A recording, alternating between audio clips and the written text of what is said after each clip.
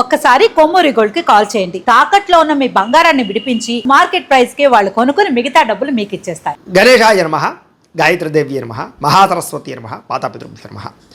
ముందుగా ప్రేక్షక వీక్షణ మహాశైలందరికీ కూడా నమస్కారం. అయితే ఏప్రిల్ నెలలో ద్వాదశ రాశుల వారి యొక్క మాస ఫలాలు ఎలా ఉన్నాయో తెలుసుకునే ప్రయత్నం చేద్దాం. అయితే ముందుగా ఈ నెలలో వచ్చేటటువంటి గోచార గ్రహగతులు ఎలా ఉన్నాయో తెలుసుకుని ఆ తర్వాత మనం రాశి ఫలాలు ఎలా ఉన్నాయో తెలుసుకునే ప్రయత్నం చేద్దాం.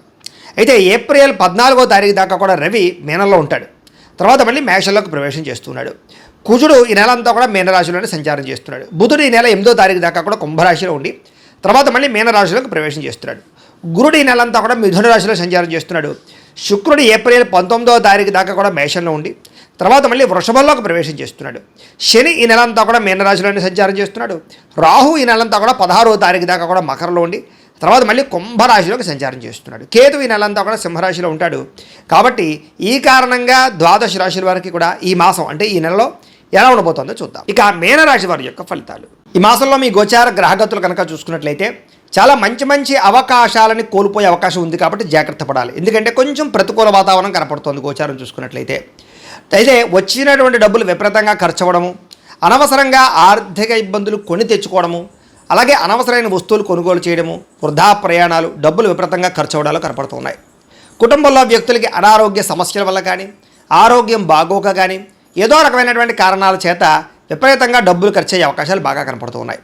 ఉద్యోగస్తులకి శ్రమకు తగ్గ గుర్తింపు లేకపోవడం, అధికారిక ఒత్తిడి పెరగడం, మెంటల్ టెన్షన్లు, అలాగే ఇంక్రిమెంట్లు సరైనవి లేకపోవడం లేదా సరైనటువంటి ఆదాయం రాకపోవడం కనపడుతోంది. అలాగే అనారోగ్య సమస్యలు ఇబ్బంది పెట్టడం కానీ మానసిక ఒత్తిడికి గురవడం కానీ లేదా కొత్తగా ఉద్యోగ ప్రయత్నాలు చేసేవారికి ఇంటర్వ్యూలో నిరాశపడడం కానీ జరుగుతుందని చెప్పొచ్చు.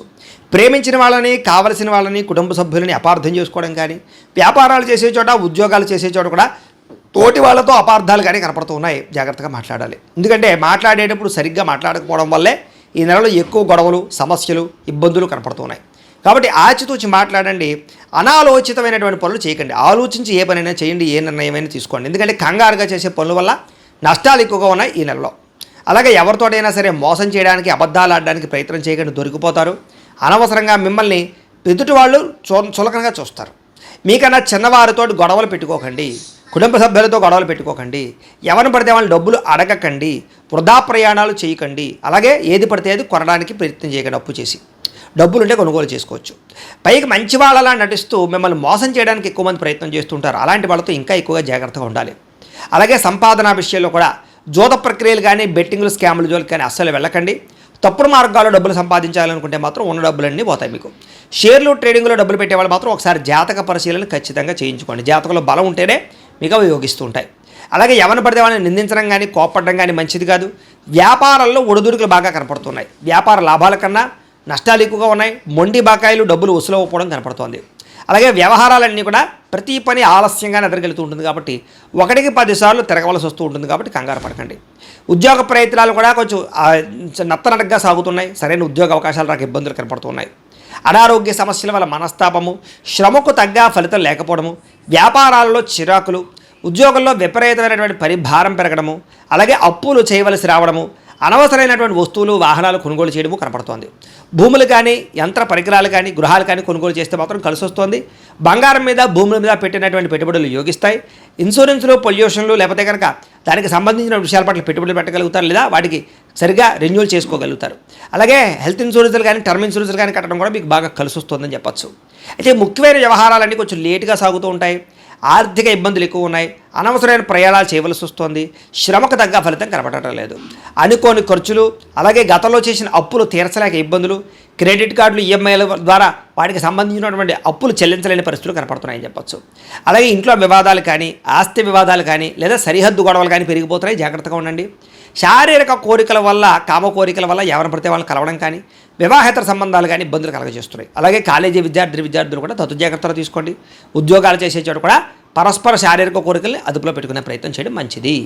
ఇతర దేశాల నుండి భారతీయులకి ఉద్యోగాలు పోవడం కానీ లేదా వీసా సమస్యలు కానీ, గృహపరమైన సమస్యలు కానీ కనపడుతూ ఉన్నాయి.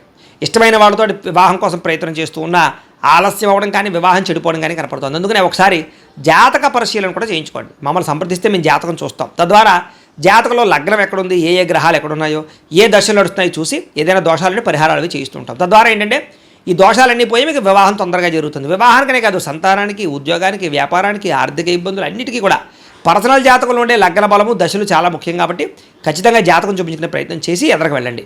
ఇక మీ పిల్లలు మీ మాట వినకపోవడం వల్ల కానీ, పిల్లల వల్ల సమస్యలు రావడం కానీ, లేదా మనస్పర్ధలు కానీ కనపడుతున్నాయి. ప్రేమికుల మధ్య గొడవలు, బ్రేకప్స్, అనుమానాలోచనలు కనపడుతున్నాయి. క్రమశిక్షణ లేనటువంటి జీవన విధానం వల్ల నష్టం కనపడుతోంది. రాజకీయ నాయకులకు ప్రజల్లో నమ్మకాన్ని కోల్పోయే అవకాశము, ప్రజా వ్యతిరేకత కనపడుతోంది.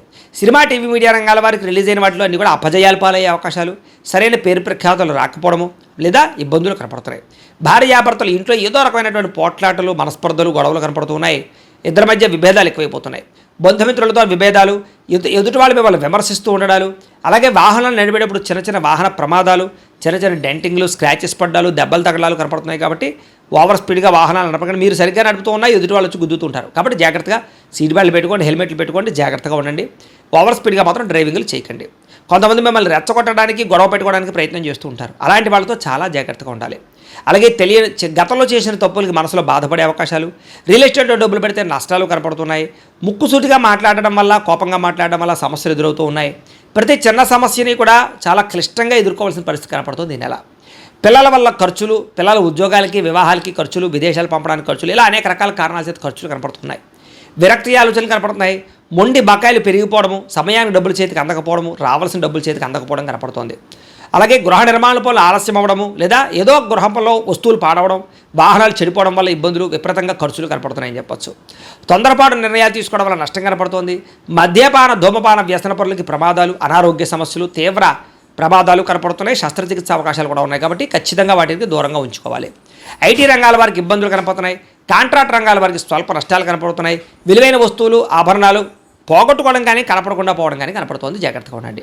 విద్యార్థులకి చదువుకునే విషయంలో ఏకాగ్రత లోపించడం కనపడుతోంది.